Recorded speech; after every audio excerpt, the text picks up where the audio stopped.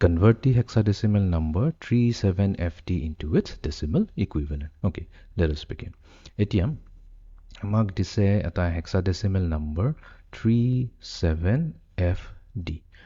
তো যেহেতু এটা এটা hexadecimal number হয় ইয়াক আমি ব্ৰেকেটৰ ভিতৰত ৰাখি তলতে 16 লিখি দিম। তো এইটো ৰিপ্ৰেজেন্ট কৰিব যে এইটো হৈছে এটা hexadecimal number.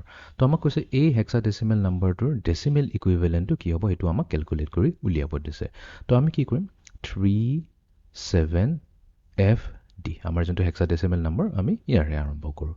এতিয়া আমাৰ যোনটো এই d টো হৈছে এই d হৈছে আমাৰ lowest significant digit, right? Lowest significant digit it হৈছে আমাৰ d, and then আমাৰ এই 3 টো হৈছে most significant digit, it হৈছে আমাৰ most significant digit.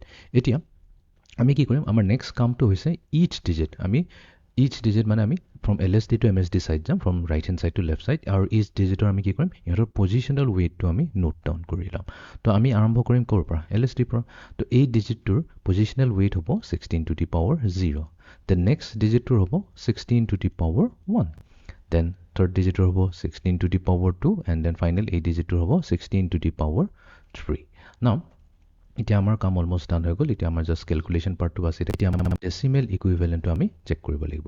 তো আমি কি কৰিম এই এমএসডি যোনটো হৈছে আমাৰ 3 ইয়াক আমি মাল্টিপ্লাই কৰিম তাৰ নিজৰ ওয়েটৰ লগত যোনটো হৈছে 16 to the power 3। Okay plus কৰিব লাগিব।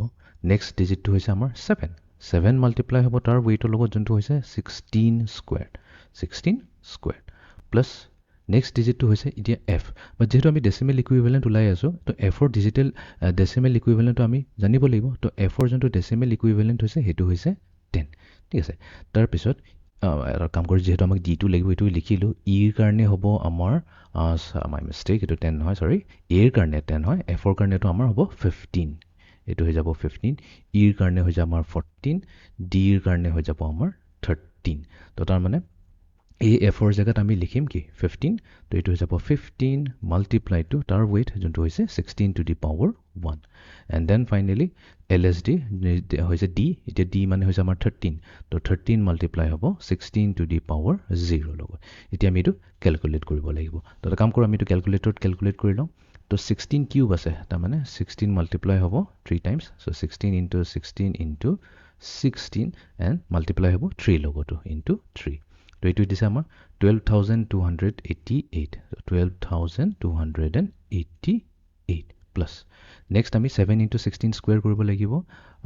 নেক্সট আমি কৰিব লাগিব 7 times 16 স্কয়াৰ তাৰ মানে 16 into 16, তো এইটো হ'ব 1792 প্লাস নেক্সট আছে আমাৰ 15 into 16, তো আমি এটো মাল্টিপ্লাই এটো ক্লিয়াৰ কৰি প্লাই 15 into 16 কৰি লওঁ 15 into 16, তো এটো দিব 240, and then finally 13 times 16 to the power 0 আছে, 16 to the power 0 এটোটো হৈছে অৰ্ডাৰ ইকুয়ালস টু 1, তো তাৰমানে 13 into 1 হৈ আছে, তো সিম্পলি আহিব 13।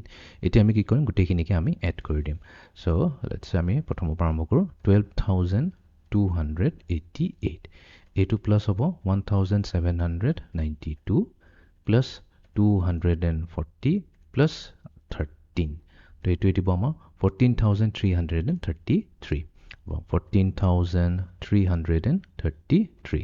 তো তাৰ মানে আমাৰ যোনটো এই হেক্সাডেসিমেল নাম্বাৰ দিছে 37FD ইয়াৰ ডেসিমেল ইকুইভ্যালেন্ট হ'ব 14,333।